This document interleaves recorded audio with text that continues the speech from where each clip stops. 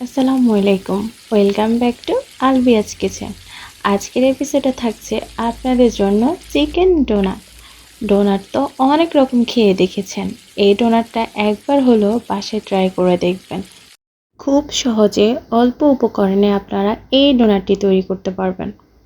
আমি এখন কিছু ধনিয়া পাতা একটা নাইফের সাহায্যে কুচি কুচি করে নেব। আর এই ধনিয়া পাতা দেওয়ার কারণে এই ডোনাটের টেস্ট ফ্লেভার অনেক সুস্বাদু হবে। তারপরে আমি একটা ব্লেন্ডারে জার নিয়ে নিব। আপনাদের হাতের কাছে যদি ব্লেন্ডার না থাকে তাহলে আপনারা পাটায় বেটে নিতে পারেন। এখানে নিয়েছি আমি বোনলেস চিকেন 100 গ্রামের মতো। এই রেসিপিটা করতে হবে আপনাকে হাড় ছাড়া মাংস দিয়ে। হাড়ওয়ালা মাংস দিয়ে করলে একদম খেতে ভালো লাগবে না। নিয়েছি সিদ্ধ করা 2টি টুকরো টুকরো করে আলু। এই আলুগুলো আমি আগে থেকেই সিদ্ধ করে নিয়েছি। তারপরে নিব ব্রেড। আমি এখানে 3 পিস ব্রেড ইউজ করেছি। আপনারা চিকেন অনুযায়ী ব্রেড নিয়ে নেবেন। আমি জাস্ট ব্রেডের সাদা অংশটাই নিব আর ব্রাউন কালার অংশটা কেটে ফেলে দিব। এটা আমার কাছে খেতে একদম ভালো লাগে না, তাই এটা আমি স্কিপ করে দিয়েছি।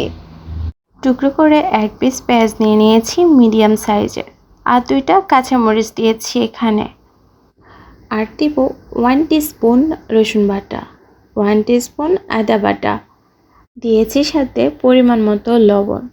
লবণটা আপনারা স্বাদ অনুযায়ী দিবেন। দিয়েছি 1 টিস্পুন ধনিয়া গুঁড়া আর 1 টিস্পুন জিরা গুঁড়া। স্বাদ বাড়ানোর জন্য দিয়ে দিব 2 স্পুনের মতো সয়া সস। আপনাদের কাছে না থাকলে স্কিপ করতে পারেন। দিয়েছি সামান্য পরিমাণ লেবুর রস। তারপরে এগুলো আমি ব্লেন্ড করে নিব। এই দেখেন কতটা সফট হয়েছে। একটা প্লেট নিয়েছি আর এই প্লেটের মধ্যে এখন মিশ্রণটি ঢেলে নেব।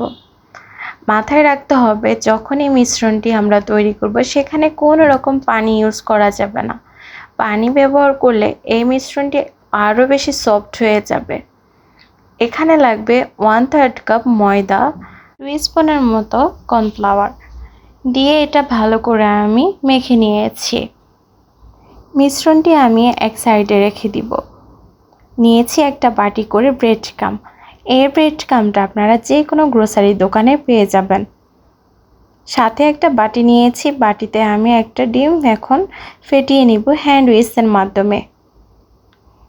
ভালো করে ফেটিয়ে নিতে হবে যাতে কোনো রকম লাম্পস না থাকে। তারপর আমি 2 হাতের তালুতে তেল মাখিয়ে নিব। তেলটা মাখানোর কারণে এই মিশ্রণটি খুব সহজে হাতের সাহায্যে একটা শেপ দেওয়া যাবে। ফার্স্টে আমি 2 হাতের সাহায্যে গোল গোল করে শেপ দিয়ে দিয়েছি। তারপরে আমি ডিমে চুবিয়ে নিব। ডিম লাগানো হলে এখন আমি ব্রেড ক্রাম্ব লাগিয়ে নিব। ব্রেড ক্রাম্বটি আমি 2 পাটে এইভাবে চেপে চেপে লাগিয়ে নিতে হবে।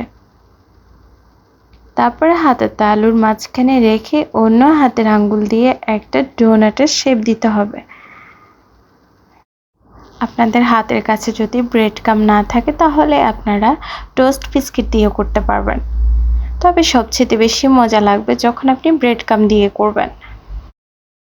এইভাবে আমি আরেকটা ডোনাট তৈরি করে দেখাবো, যাতে আপনারা যখন বাসায় ট্রাই করবেন তাতে কোনো রকমের প্রবলেমে না পড়তে হয়। আমরা যখন রেস্টুরেন্টে খাই তখন মিষ্টি টাইপের ডোনাট খেয়ে থাকি।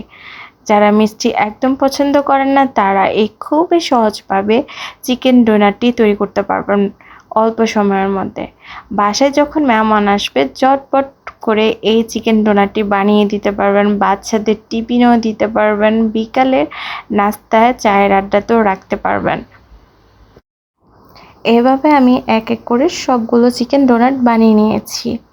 আর এটা আপনারা ফ্রোজেন করে 1 থেকে 1.5 মাস পর্যন্ত ফ্রিজে রাখতে পারবেন। কিছুক্ষণ আমি রেস্টে রেখে দিলে এটা আরও সুন্দর করে ব্রেড ক্রাম্বের সাথে সেট হয়ে যাবে। চুলায় একটা ফ্রাই প্যান দিয়ে দিয়েছি আর ফ্রাই প্যানে আমি 3 কাপের মতো তেল দিয়ে দিয়েছি।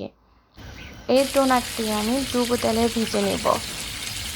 তেলটা যখন হাই হিটে গরম হয়ে যাবে তখন চুলার আঁচটি একদম মিডিয়াম আঁচে দিতে হবে।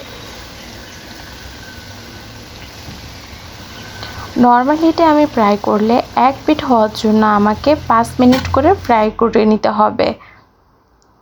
যখন এটা ব্রাউন কালার হয়ে যাবে তখনই এটা আমি উল্টিয়ে নিব অন্য পিঠ হওয়ার জন্য।